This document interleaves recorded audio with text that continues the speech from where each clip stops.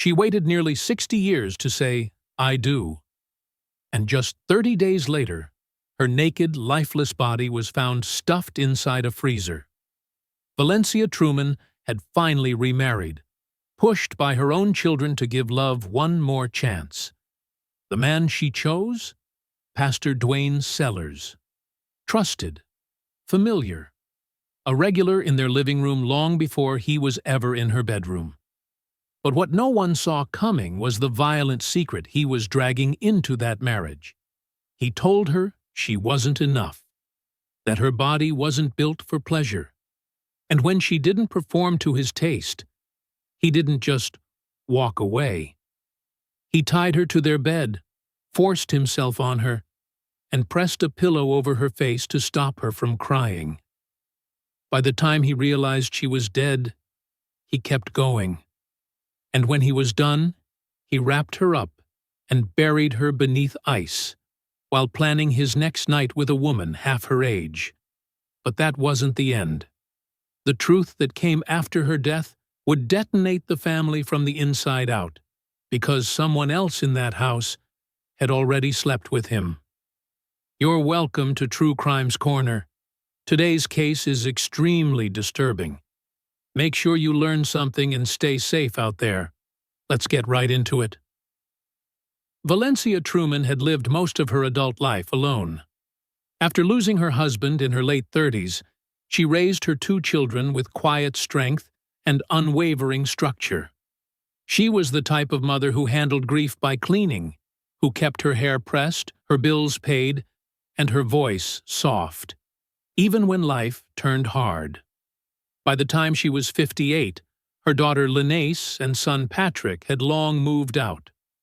They had careers, families, and opinions, especially about their mother's future. They often brought up companionship, worried she'd grow old and isolated. Over the years, they introduced her to co-workers, neighbors, even members of their own congregations, but none of them stuck. Until Dwayne Sellers. He wasn't introduced.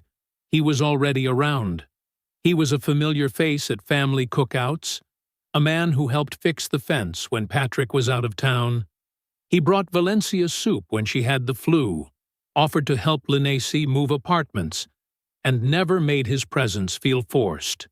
He had known the family through a mutual church years back, and even after he stopped attending, he never truly disappeared.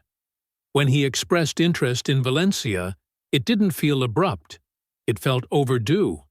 She was hesitant, not because of Dwayne, but because starting over at 58 felt terrifying. Still, her children encouraged it. "Let someone love you," Linace reportedly told her. "You've given everything. Let someone pour into you now." The courtship was short. There was no formal engagement, just a series of quiet conversations, increasing visits, and one afternoon, a marriage license application submitted without fanfare. They married at the local courthouse on a Thursday. No honeymoon, no bridal shower, just a modest dinner afterward with a few extended relatives. Valencia wore a pale lavender dress. Dwayne wore a dark gray suit. They got married. And that was how it all began. But subtle things shifted quickly. Valencia's close friend, a woman she'd worked with for over a decade, later told investigators that Valencia became distant in phone calls just days after the wedding. She canceled lunch twice and said she was adjusting. Her son Patrick noticed she wasn't returning texts as often. He assumed she was enjoying her new role as a wife. Within a week of the wedding, Valencia's life no longer resembled the companionship she'd hoped for. Dwayne, once thoughtful and attentive, began withdrawing in the small ways that build into larger harm, leaving rooms without explanation, withholding attention, and offering little more than silence when she asked about simple things. There were no open arguments, no slammed doors, just absence, even in shared spaces. He began avoiding her during the day, but became demanding at night. His physical expectations weren't rooted in connection. They were based in performance. This man of God wanted every weird kind of intimacy style from a 58-year-old. He began suggesting acts Valencia had no interest in. She had never even heard of some in all her life. And when she hesitated, the atmosphere would grow tense. She didn't tell her children. She didn't call friends. She responded to texts less frequently, but always with pleasantries. On the outside, everything looked fine. But inside the house, Valencia had already started losing sleep. Medical records later confirmed she visited a local women's clinic twice in under 3 weeks. Once for physical discomfort, once for a consultation on postmenopausal intimacy. The notes on file indicated no physical issues, but the attending nurse marked her demeanor as nervous and uncertain. She never returned for the third appointment. At home, she began cooking smaller portions. She stopped watching the evening shows she once loved. The television in the living room remained off most nights. Surveillance from the front porch showed her sitting outside alone multiple times, usually after midnight. Dwayne, meanwhile, resumed his daily rhythms. He left early most mornings, citing errands and check-ins. He rarely invited Valencia along, often telling her to rest or handle the home. He did not introduce her publicly as his wife. In photos taken at a church gathering during this period, he appears alone, with no ring, no mention of a new marriage in announcements. He was about to do the unthinkable. Saturday, August 8, 2020, began like any other, quiet, uneventful, unremarkable. At 10:16 a.m., Valencia Truman was seen on pharmacy security footage picking up a small prescription and purchasing a bottle of over-the-counter sleep aid. She wore loose jeans and a lavender blouse, her hair pulled back into a simple twist. She did not appear distressed, but she also didn't smile once during the 12 minutes she was captured in view. The receipt confirmed a second, unrelated item, a package of scented candles. Investigators later found them still in the shopping bag, never opened. Around 12:45 p.m., Dwayne Sellers was seen on different surveillance footage entering a liquor store 2 neighborhoods over. He purchased a bottle of wine and a 6-pack of beer. He was alone. According to the clerk, there was nothing unusual about the exchange. Phone records show no communication between Dwayne and Valencia that day, though they were both home by early evening. A neighbor's door camera captured Valencia retrieving mail around 6:22 p.m. It would be the last time anyone saw her alive. Later that night, Linacy attempted to reach her mother by phone. There was no answer. At 9:34 p.m., she sent a follow-up message asking if everything was all right. It showed delivered, but was never read. She didn't think much of it. Her mother had mentioned being tired earlier that week, but she noted the silence. By Sunday morning, the gap had grown.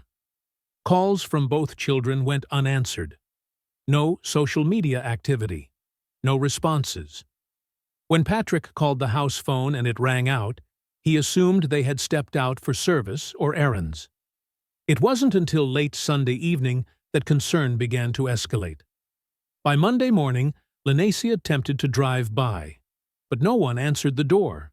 The car was in the driveway. Lights were off. It felt wrong, but not urgent enough for panic.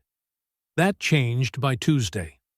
After repeated unanswered calls and texts, Patrick contacted local authorities and requested a welfare check. Officers arrived at the residence just after noon. There was no forced entry, no signs of struggle at first glance. The home appeared clean, quiet, undisturbed. Dishes in the sink, laundry folded on the couch, nothing visibly out of place. But Valencia wasn't there. Neither was Dwayne. Officers noted that the master bedroom appeared untouched, bed made, curtains drawn. The second bedroom, believed to have been used more frequently by Valencia in recent weeks, had signs of recent occupation. Pillows bunched, blanket folded over the chair. A glass of water sat beside a charging phone. That phone had no missed calls displayed. It had been turned off. As officers continued through the home, something began to feel off. The kitchen door leading to the basement was partially ajar. The light inside was flickering. One officer reported a faint chemical smell, at first chalked up to cleaning products. They descended the stairs. At the base of the basement, against the far wall, was a large chest-style freezer, newer model. Electrical cord routed through a wall socket with a surge protector. Its lid was closed. There was no blood, no immediate odor, just a slight hum of the motor. They did not open it immediately. They called in backup. By the end of that day, the home was taped off. The house that once held the promise of second chances was now a sealed scene. And the freezer wasn't empty. The lid to the basement freezer was open just after 6:30 p.m. Responding officers had already cleared the surrounding area, blocked off the perimeter, and called in a forensics team. There were no visible signs of disturbance in the basement. No blood, no overturned objects. Just the freezer. New, spotless, out of place. It was a wedding gift from one of Valencia's goddaughters. Inside it lay the body of a woman. Valencia Truman was found curled in on herself, nude, her limbs bound at the wrists with soft restraints and a folded bedsheet wrapped loosely around her lower half.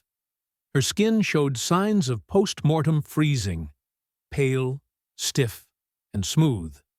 Her face was partially covered by what was later identified as a pillowcase.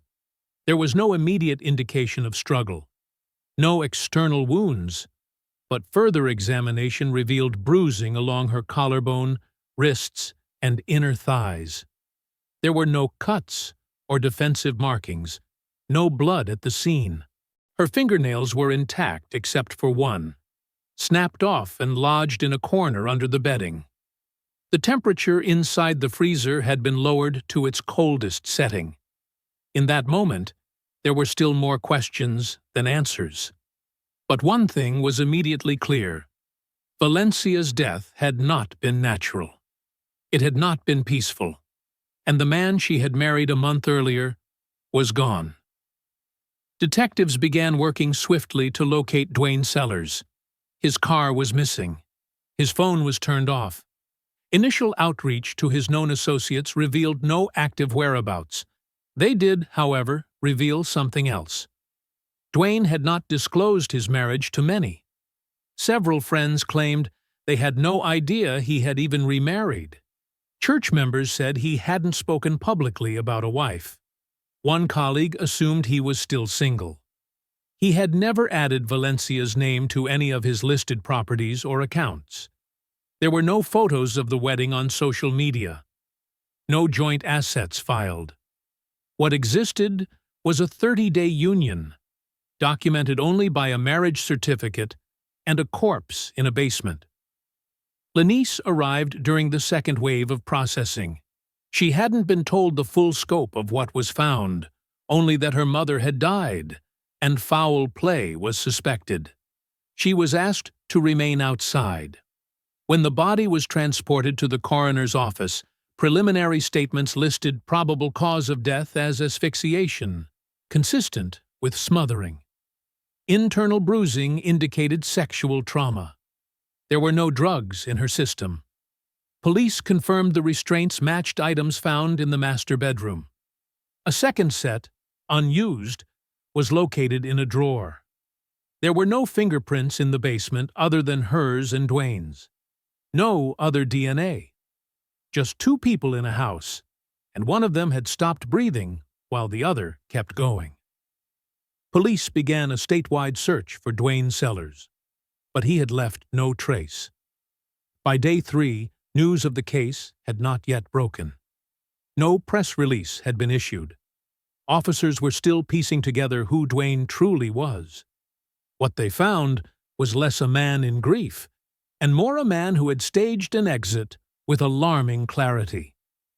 His last known financial transaction was a withdrawal from an ATM 2 hours after the suspected time of death.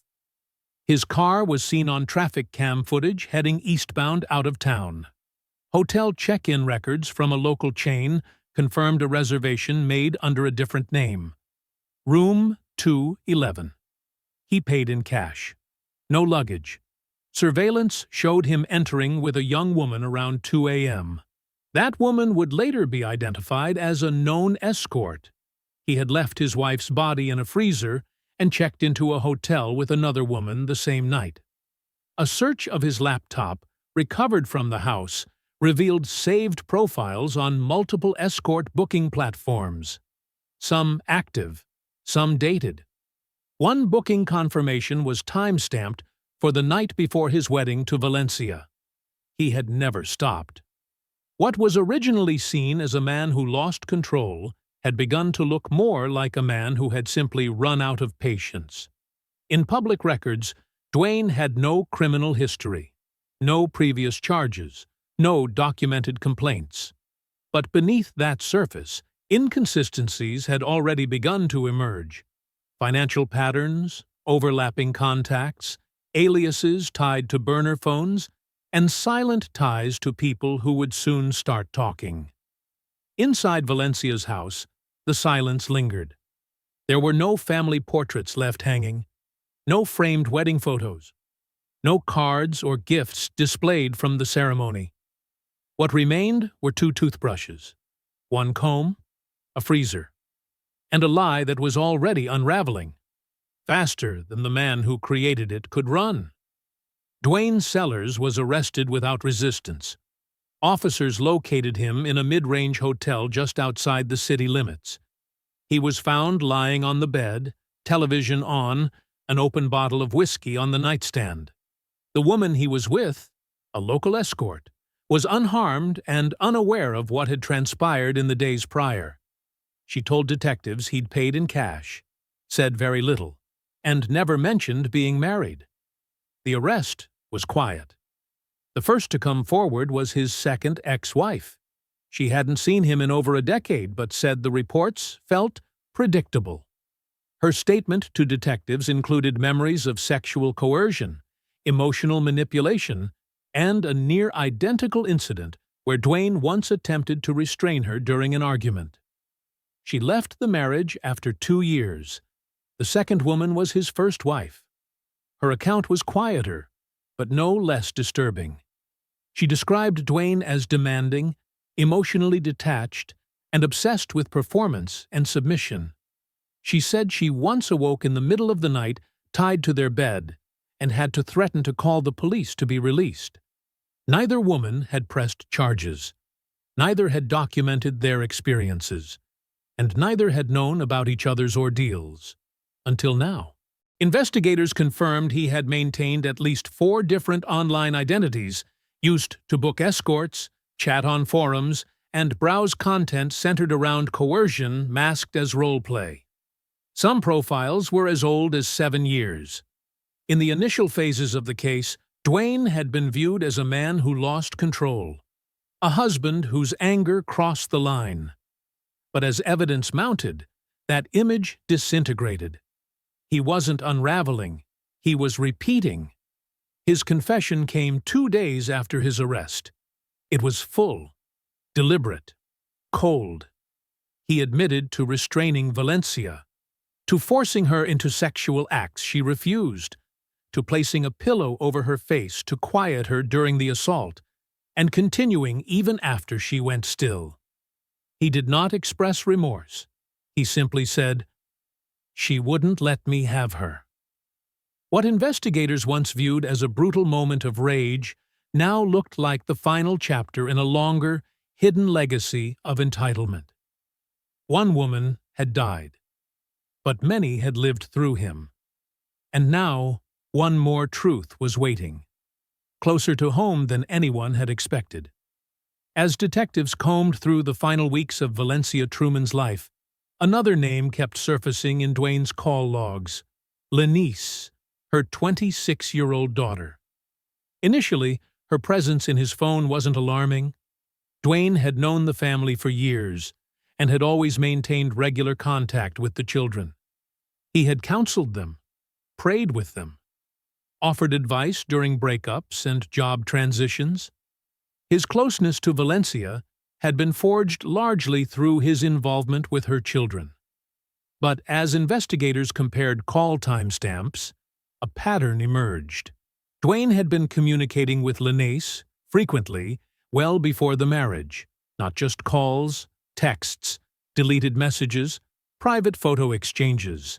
Locations matched to places Valencia had never visited, and hotel records confirmed a booking 2 months before the wedding, where the only guest listed was Linnaeus.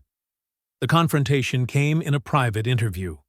Linnaeus sat across from detectives and, without prompting, admitted to everything.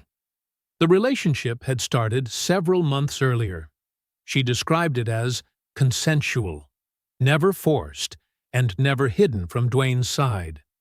He told her he was drawn to her maturity. She believed he saw her as more than just her mother's daughter. She said he never promised marriage, but made it clear that what they had was real. She claimed she had been surprised when he proposed to Valencia. Hurt, even. But when the marriage went forward, she didn't protest. She distanced herself emotionally and tried to justify it as something that wasn't going to last. And then came the admission investigators hadn't expected. In the early weeks of Duane and Valencia's marriage, Linnaeus said she had entertained thoughts, briefly, of how her mother's death could change things. She never acted on them, never spoke them aloud. But she confessed to thinking about what might happen if Valencia simply wasn't there anymore. According to the transcript, she said, "He mentioned it once, joking. I didn't laugh, but I didn't stop him either." Her voice broke as she admitted this. She denied involvement, denied knowledge, but confirmed the most chilling detail of all. She was pregnant.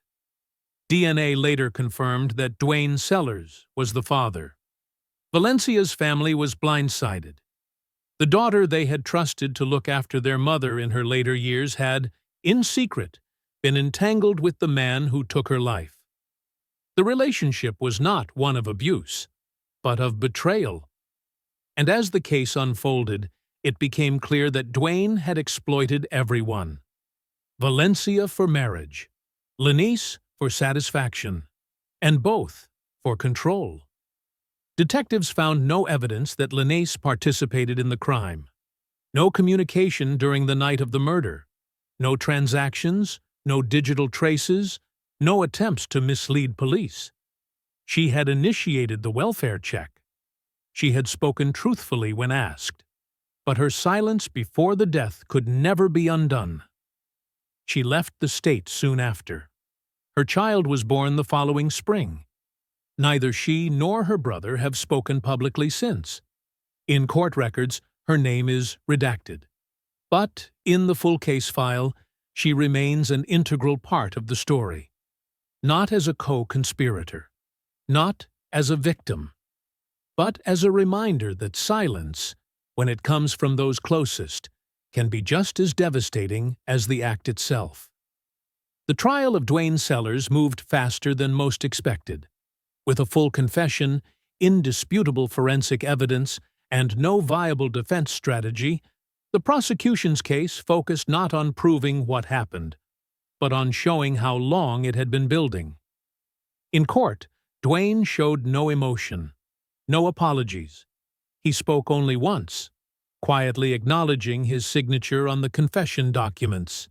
He was charged with multiple counts: first-degree murder, aggravated sexual assault, abuse of a corpse, use of restraints during commission of a felony. The courtroom remained quiet throughout the proceedings. No grand audience, no media frenzy, just officers, attorneys, and members of the family seated in silence. Valencia's son, Patrick, sat furthest from the front, his eyes fixed on the floor. He had once spoken to Duane regularly, called him for advice, even asked him to pray over his job interview the year before. He gave no testimony, only presence. Lenice, 8 months pregnant at the time, was brought in under protective arrangements. She was not charged. Her presence was not announced to the room. She sat for less than 10 minutes and was escorted out immediately after submitting a prepared statement to the court. Her statement, read aloud by the prosecution, included the following line: "I carry life now, but I also carry what I allowed to grow in silence." The most powerful testimony came from Dwayne's ex-wives, each of whom described nearly identical behaviors. The manipulation, the control, the pressure disguised as passion. Neither had spoken to him in years. Both said they had long wondered what it would take for him to be stopped. Neither expected it would be death. One of them had to pause mid-testimony after breaking down. She never returned to the stand. The forensic pathologist described Valencia's injuries in clinical detail: ligature marks, evidence of prolonged pressure to the mouth and nose. The trauma was unmistakable and consistent with force, not accident. The positioning of the restraints matched those sold in a commercial intimacy kit recovered from Dwayne's nightstand. It took the jury less than 4 hours. Dwayne Sellers was sentenced to life without parole, with an additional 15 years for desecration and sexual assault charges. There were no cheers in the courtroom, no visible relief, only the sound of the judge's gavel and the echo of something that had been broken long before Valencia ever said, "I do." In the weeks that followed, Valencia's home was cleared out. Most of her belongings were donated. The freezer was destroyed, her bedroom repainted by her son, who couldn't bring himself to sell the house. There was no public memorial, just one simple inscription, added to Valencia's gravesite by her son alone. She gave love another chance. It didn't deserve her. Dwayne Sellers was transferred to a maximum security facility. He has not filed an appeal. Prison records show he remains isolated, assigned no work duties, and placed under psychological evaluation. No visitors are listed under his name, and yet the real story isn't what became of him. It's what never got to become of her. Valencia had plans, quiet ones: a garden she wanted to start, a part-time volunteer role at a women's center. She had recently inquired about adopting a rescue dog. She had made her favorite lemon cake the week before her death and left a slice in the fridge for her daughter. She wasn't asking for much, just peace. But instead, she was judged, rejected, violated, and hidden by a man whose entire life had been built on control. His need for power, his inability to tolerate no, his preference for submission over consent. He never saw her humanity, only her resistance. And when she resisted one final time, he decided to end her. But even in death, she left something behind that he couldn't erase: the truth, every report, every bruise, every uncovered message, every child who asked where she was. They built the case, and they ended his freedom. Because no woman should be punished for not being what a man expects her to be. Not in marriage, not in life, and certainly not in death.